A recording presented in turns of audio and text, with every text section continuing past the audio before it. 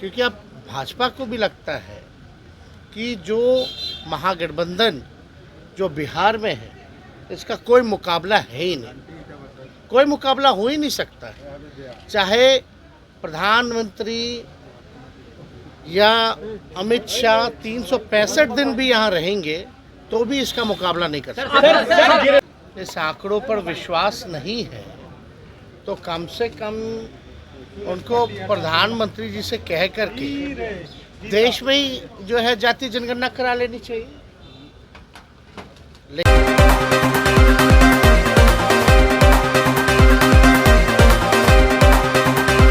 कोई मतलब नहीं रखता ना, उनके बोलने से कोई फर्क तो पड़ने वाला नहीं है। हम तो पहले भी कहे थे अगर उनको इस आंकड़ों पर विश्वास नहीं है तो कम से कम उनको प्रधानमंत्री जी से कह करके देश में ही जो है जाति जनगणना करा लेनी चाहिए। लेकिन ऐसा होने वाला तो है नहीं, क्योंकि बीजेपी के लोग जो प्रधानमंत्री हैं या भारत सरकार में बैठे हुए लोग हैं वो चाहते ही नहीं कि देश में जो है जाति जनगणना हो। और ये जो आंकड़े हैं ये सब लोग जानते हैं कि साइंटिफिक तरीके से जो है इस काम को जो है पूरा किया गया, तो उनके बोलने ना बोलने से अब कोई फर्क पड़ने वाला है नहीं। सर अभी भी कई लोग हैं बिहार में जो चाह रहे हैं कि कब आपका गठबंधन टूटे, एक आस लगाए बैठे हैं कि अलायंस कब टूटेगा, ऐसी बातें। हम लोगों को इस पर एकदम ध्यान ही नहीं रहता कौन क्या चाहता है, कौन क्या करेगा। हम लोग जो है जनता की सेवा के लिए हमारी सरकार जो है काम कर रही है। जो हम लोगों ने जो वादे किए हैं उस पर हम लोग जो है खड़े उतर रहे हैं। सारी चीज़ें आप देख लीजिए, जिस प्रकार से चाहे रोज़गार के सवाल पर कोई हम तो पूछ रहे हैं उन्हीं भाजपा वाले लोगों से कि एक राज्य बता दीजिए जहां लाखों की तादाद में जहां बहालियाँ कौन सा राज्य है जो निकाल रही है, एक राज्य बता दो। हम लोगों ने जाति जनगणना का कमिटमेंट किया था, हम लोगों ने मानदेय बढ़ाने की बात की थी, विकास मित्र हों, तालकी मरकज़ हों, आशा वर्कर हों, इन सब लोगों का जो है मानदेय जो है दुगुना जो है किया गया। हर एक काम जो है हम लोग समय पर जो है कर रहे हैं और इससे बेचैनी तो होगी, क्योंकि अब भाजपा को भी लगता है कि जो महागठबंधन जो बिहार में है इसका कोई मुकाबला है ही नहीं, कोई मुकाबला हो ही नहीं सकता है। चाहे प्रधानमंत्री या अमित शाह 365 दिन भी यहाँ रहेंगे तो भी इसका मुकाबला नहीं कर सकते। समाज के जो नेता हैं, बीजेपी के एमपी हैं, उन्होंने आरोप लगाया है कि टीएमसी की जो सांसद वो पैसा लेकर सवाल पूछती है। बेकार का आरोप है और इस पे तो हमको पढ़ना नहीं चाहिए। देश की जनता जान रही है कि हो क्या रहा है। जो सवाल पूछ रहे हैं, जो सच बोल रहे हैं, उन पे कार्रवाई की जा रही है।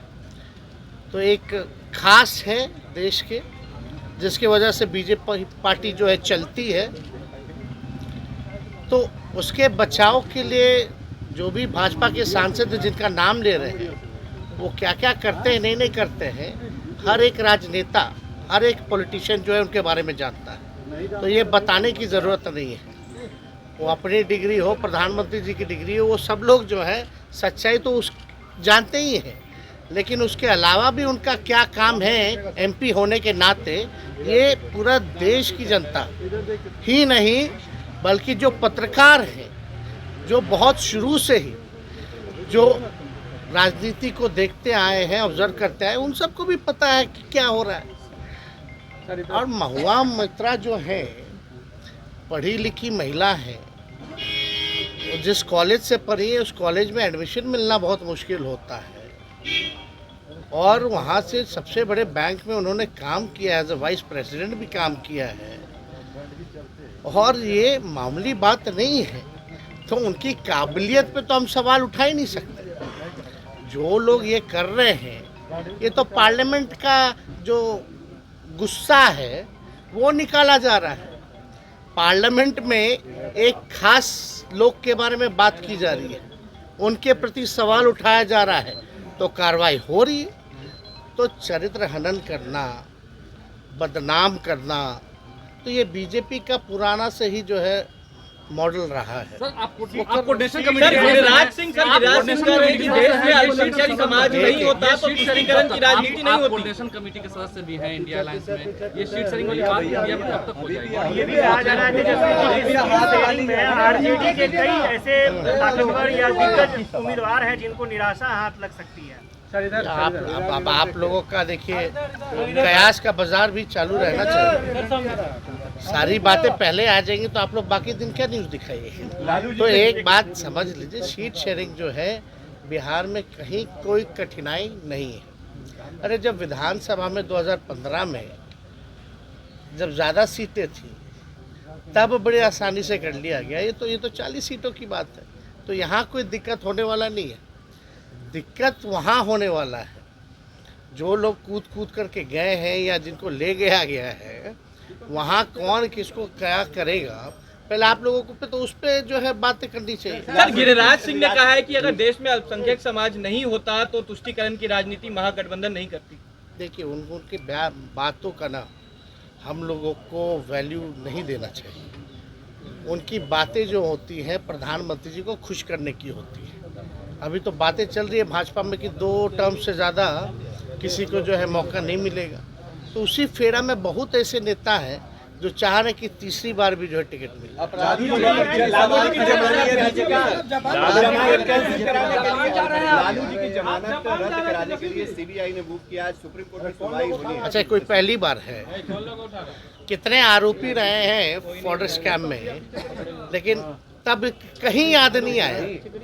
लालू जी के लिए ही वो कैंसिल कराने गए, लेकिन कैंसिल कराने गए तो भाई ये बेस तो होना चाहिए ना, कोई पिटीशन में दम तो होना चाहिए ना।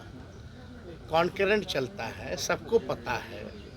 और ऐसा जो बात वो लेकर के आए, नई बात जो लॉ पर स्टैंड ही नहीं करता है, तो हम लोग अपने कोर्ट में अपने पक्ष को रखेंगे और हम लोगों ने रखा है। और न्यायालय पे हम लोगों को पूरा भरोसा है और न्यायालय ने ही जो है उसी बेस पे जो हम लोगों को जो है बेल मिला है।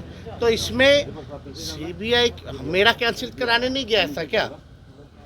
आप लोगों को याद है जब डिप्टी सीएम बने थे तो उसके कुछ ही दिन बाद जब रेड पड़ा था, जब हमने असलियत उजागर की थी सो कॉल्ड मॉल के बारे में, जब चैलेंज किया था, तो मेरा बेल कैंसिलेशन के लिए नहीं गया था क्या सीबीआई? क्या हुआ? तो देखिए, न्यूज़ बनाने के लिए, छवि को धूमिल करने के लिए कुछ दिन ये सब बाजार चलता है, लेकिन सत्य की जीत होती है। सर आप विदेश जा रहे हैं, जानकारी है? उसमें ऑफिशियल ट्रिप है।